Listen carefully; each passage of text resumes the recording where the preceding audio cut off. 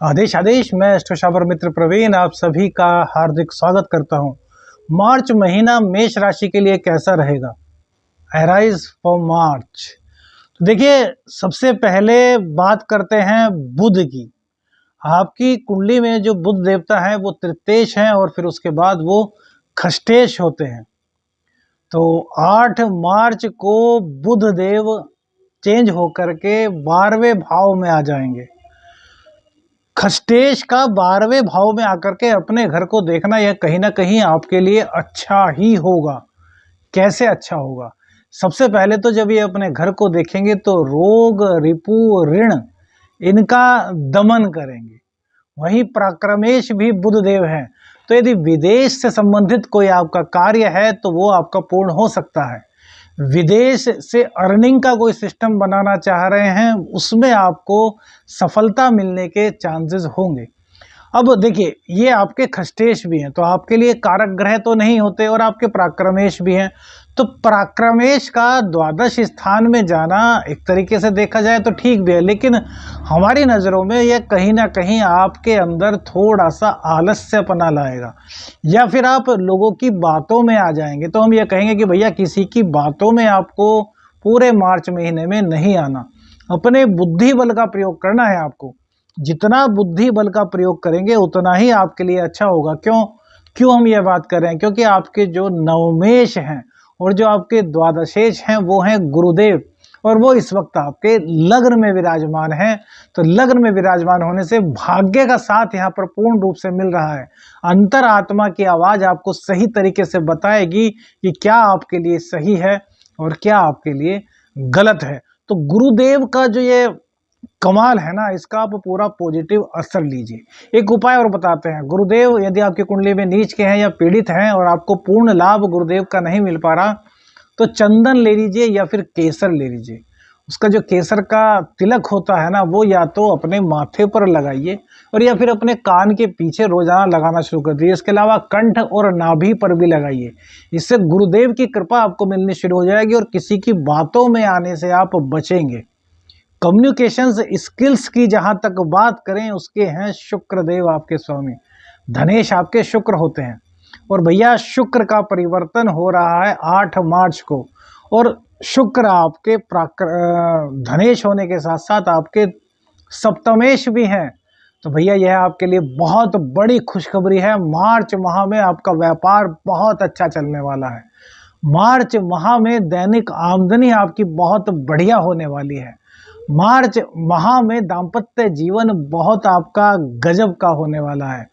साझेदारी में व्यापार है तो उसमें भी आपके तरक्की होंगी। दैनिक आमदनी, जो भी आपका काम है, दैनिक आमदनी, दैनिक बिक्री आपकी बढ़ेगी, और न केवल बढ़ेगी, इतनी बढ़ेगी कि खर्च निकालने के बाद आप सेविंग भी आसानी से इस महीने में कर पाएंगे। किसकी कृपा से? शुक्रदेव की कृपा से। शुक्रदेव आपकी कुंडली में पीड़ित हैं, शुक्रदेव आपकी कुंडली में नीच के हैं। शुक्रदेव किसी ऐसे स्थान में बैठे हैं जहां पर कि आपको शुक्रदेव का लाभ नहीं मिल पा रहा मेष राशि वालों के लिए। तो ऐसे लोग क्या करें? छोटे छोटे उपाय हैं। देखिए, कुंडली दिखाते हैं तो विशेष उपाय बताते हैं, लेकिन हम जर्नल उपाय आप सभी को बताना चाहते हैं जिससे कि आप शुक्रदेव को मजबूत कर सकें, शुक्रदेव को पॉजिटिवली महसूस कर सकें, शुक्रदेव की कृपा आप प्राप्त कर सकें।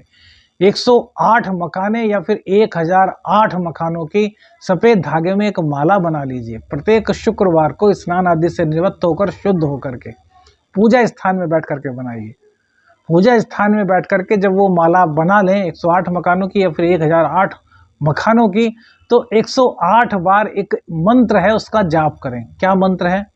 ध्यान से सुनिएगा, 3 बार बताएंगे। ओम ह्रीम दुम दुर्गाय नमः। आपने ओम दुम दुर्गाय नमः तो सुना होगा, लेकिन हमने इसमें माता रानी के एक बीज को ऐड किया। ये बहुत ही गजब का मंत्र है। इस मंत्र की यदि आप लोग सिद्धि करते हैं तो गजब, माता रानी की कृपा बहुत मिलती है। मंत्र फिर से सुनिए। देखिए, बुध का भी प्रभाव इसमें होगा क्योंकि ये माँ है। ओम ह्रीम दुम दुर्गाय नमः। मंत्र एक बार फिर से रिपीट कर दे देते हैं। ओम ह्रीम दुम दुर्गाय नमः। इस मंत्र का जाप कीजिए 108 बार, या फिर जितना आप कर सकें। 3 माला कर सकते हैं तो बहुत अच्छा, 7 माला कर लें तो सर्वश्रेष्ठ फल मिलेगा। 7 माला कर ली या 1 माला कर ली, उसके बाद इस माला पर फूंक मार दीजिए। अब ये माला अभिमंत्रित हो गई और इसके बाद इसको मंदिर में जाकर के माता रानी को पहना दीजिए।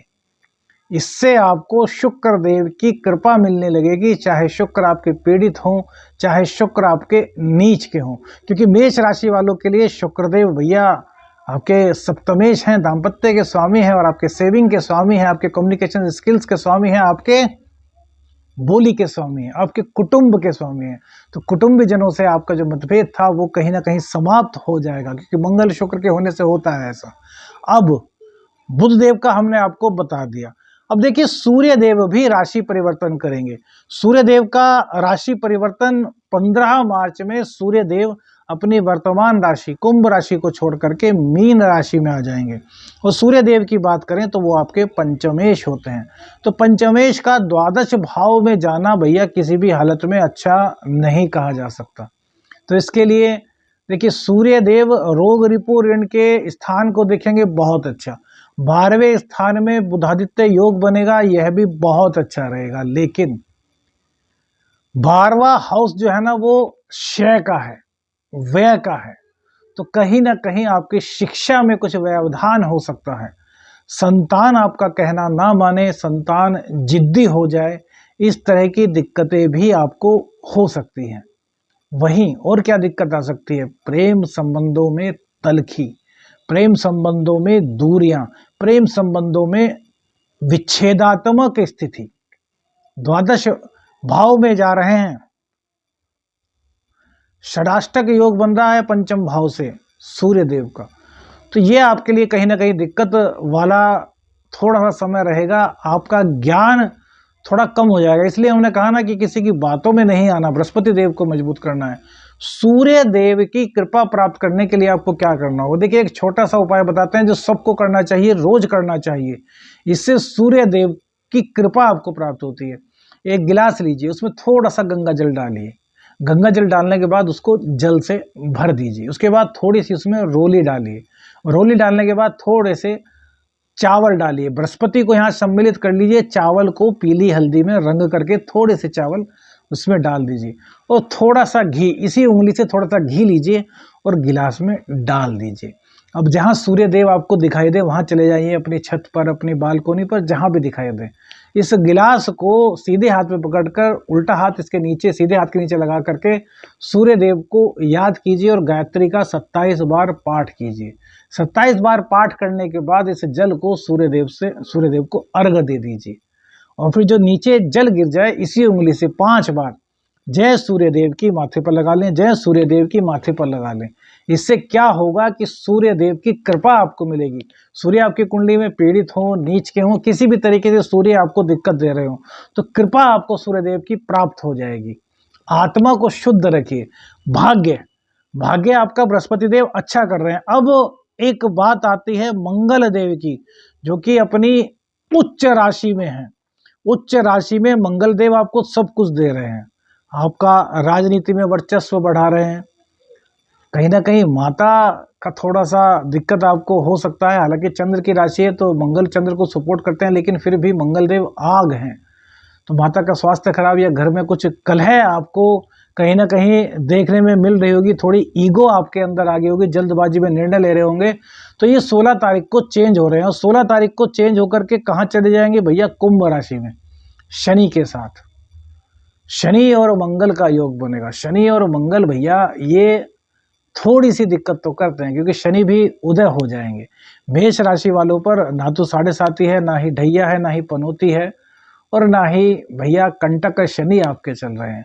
शनिदेव आपको बहुत अच्छा वरदान दे रहे हैं, क्योंकि आपके कैरियर के स्वामी हैं और कैरियर के स्वामी आपके लाभ भाव में, आपके इनकम भाव में बैठे हुए हैं। मंगल देव भी यहीं आएंगे। मंगल देव आपके लग्नेश हैं और आपके अष्टमेश हैं। तो अपने आप को गूढ़ ज्ञान से आप जोड़ लीजिए। इस दौरान मार्च माह में कई ऐसी चीज़ें होंगी जो आपको गूढ़ता से प्राप्त होंगी, या जो बहुत चीज़ें गूढ़ होंगी जो और लोग नहीं समझ पाएंगे, वो आप समझ लेंगे।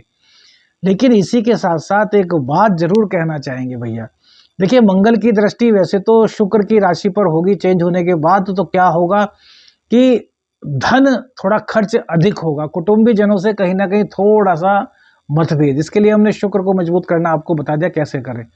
लेकिन शनि और सूर्य, शनि और मंगल दोनों की ही दृष्टि पंचम भाव पर होगी।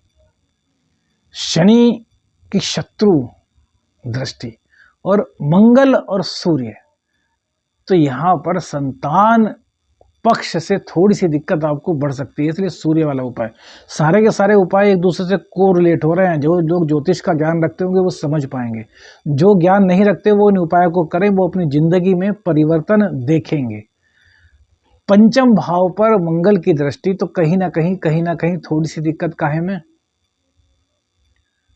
कंसीव ना कर पाना। सूर्यदेव जब तक यहाँ पर हैं तब तक आप नॉन वेज खाते हैं तो भूल जाइए कि संतान आपको कंसीव नहीं होगी। 16 के बाद चांसेस बनेंगे। यदि आप नॉन वेज खाते हैं तो भैया 15 मार्च तक संतान कंसीव होने के योग आपके नहीं बनेंगे, संतान चाहते हैं तो। उसके बाद सूर्य यहाँ से हट जाएंगे, मंगल और शनि आ जाएंगे, तो भी आपको नॉन वेज का सेवन नहीं करना। मंगल और शनि दोनों पंचम स्थान को देखेंगे, नॉनवेज करते हैं तो भैया दिक्कत आ जाएगी। गर्भवती स्त्रियां जो हैं वो भी नॉनवेज का सेवन इस समय में बिल्कुल भी ना करें। मंगल देव की कृपा प्राप्त करने के लिए आपको क्या करना होगा, तो भैया हनुमान जी को हर मंगलवार को या फिर शनिवार को मीठा पान आप अर्पित कीजिए, इससे आप पर कृपा बनेगी। पैसे के मामले में यह महीना आपके लिए बहुत शुभ है, भाग्य के मामले में यह महीना आपके लिए बहुत शुभ है, दाम्पत्य जीवन के लिए बहुत शुभ है। बस खाली थोड़ी सी दिक्कत पंचम भाव, संतान भाव, प्रेम और शिक्षा को लेकर है, तो इसमें आपको थोड़ा सा कंसंट्रेट करना होगा। आदेश अलख निरंजन। हर हर महादेव।